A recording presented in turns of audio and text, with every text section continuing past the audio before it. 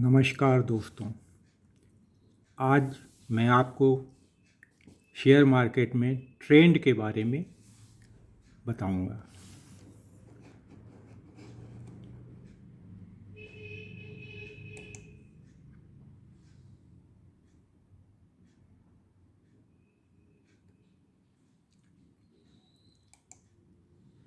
Trend 3 प्रकार के होते हैं: up trend, down trend, sideways, या इसे हम कहते हैं no trend. Trend is your best friend, ये कहावत है। ठीक है, मतलब अप ट्रेंड में क्या होता है? अप ट्रेंड में प्राइस नीचे से ऊपर की तरफ जाता है, इस प्रकार से।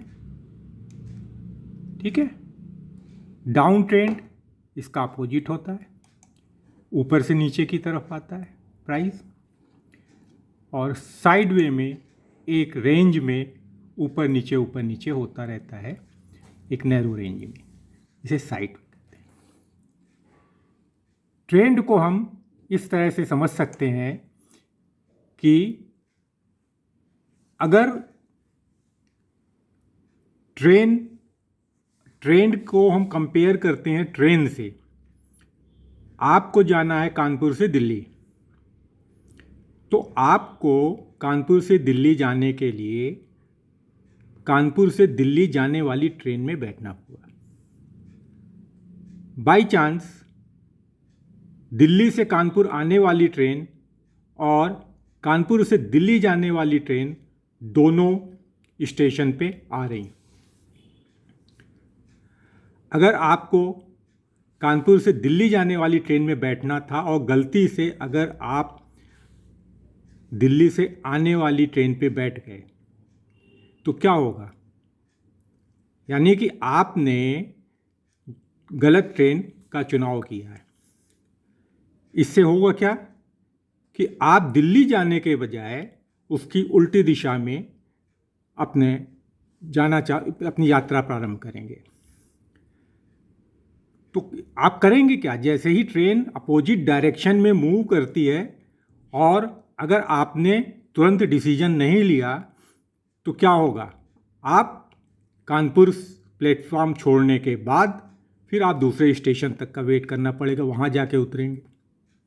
अगर वहाँ भी नहीं उतरे तो आप और आगे पहुँच जाएंगे। तो होगा कि आप दिल्ली तो पहुँच नहीं रहे हैं, बल्कि उल्टी दिशा में जा रहे हैं। इसका मतलब शेयर मार्केट में क्या है, कैसे हम कंपेयर कर सकते हैं कि अगर आपने किसी स्टॉक को खरीदा है ये सोचकर कि ये नीचे से ऊपर जाएगा, यानी कि जिस प्राइस पे मैंने खरीदा है वो वहाँ से ऊपर जाएगा और हम वहाँ पे प्रॉफिट लेंगे। लेकिन जिस जगह आपने वो प्राइस खरीदा वो वहाँ से नीचे की तरफ मूव करने लगा। मान लिए आपने 100 रुपये का शेयर खरीदा है और वो गिर के 95 रुपये हो गया, तो क्या करना चाहिए? आपको वो शेयर छोड़ के 5 रुपये का लॉस बुक करके निकल आना चाहिए।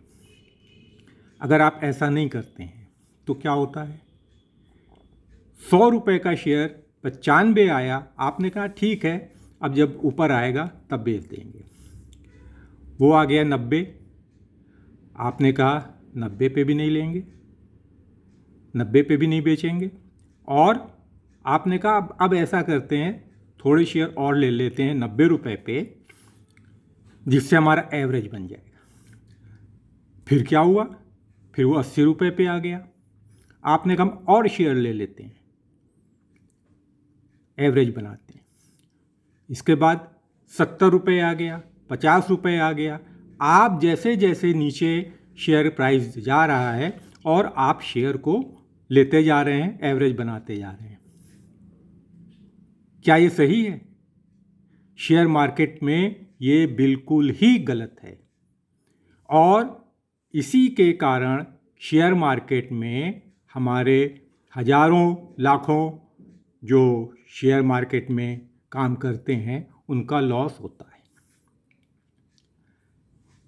इसलिए ज़रूरी ये है कि जितनी जल्दी आप अपनी गलती को मान लें, आपको ये समझ में आ जाए कि हम गलत डिसीजन ले चुके हैं, तो इस गलत डिसीजन जो आपने लिया था आप उसको एक्सेप्ट करके तुरंत स्टॉप लॉस के साथ में बाहर आ जाएं।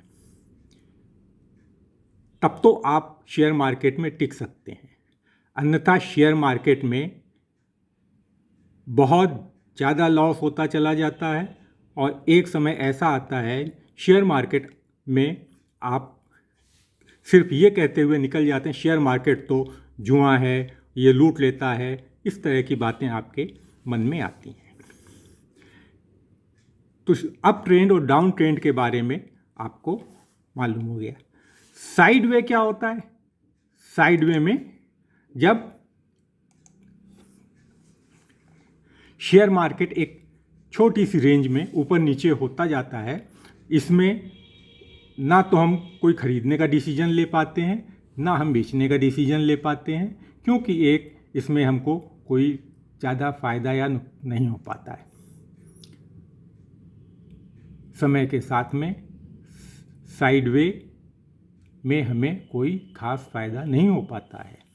तो हम, जैसा कि मैंने पिछले वीडियो में बताया था कि जब शेयर मार्केट साइड वे में जाता है उसके बाद वो उसके ऊपर या तो रेजिस्टेंस का ब्रेकआउट करेगा और या सपोर्ट का ब्रेकआउट करेगा। हम इसका इंतज़ार करते हैं। जैसे ही रेजिस्टेंस का ब्रेकआउट होता है और हमें कोई बुलिश कैंडल मिल जाती है तो हम बाई कर लेते हैं, क्योंकि जैसे ही रेजिस्टेंस ब्रेक होता है उसके बाद शेयर के ऊपर जाने की संभावना बहुत ज़्यादा होती है।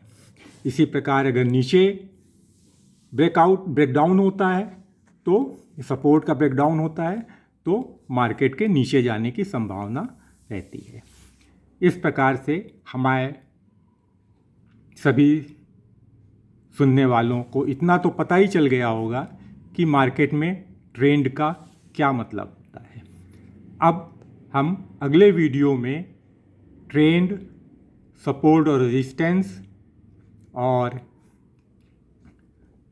सपोर्ट और रेजिस्टेंस के बेस पे और मूविंग एवरेज के बेस पे कैसे ट्रेड लिया जाता है इसके बारे में बताने का प्रयास करेंगे, ताकि आप लोग ये हमारा चौथा वीडियो, इसके बाद ट्रेड लेने का तरीका कुछ समझ सकें। धन्यवाद।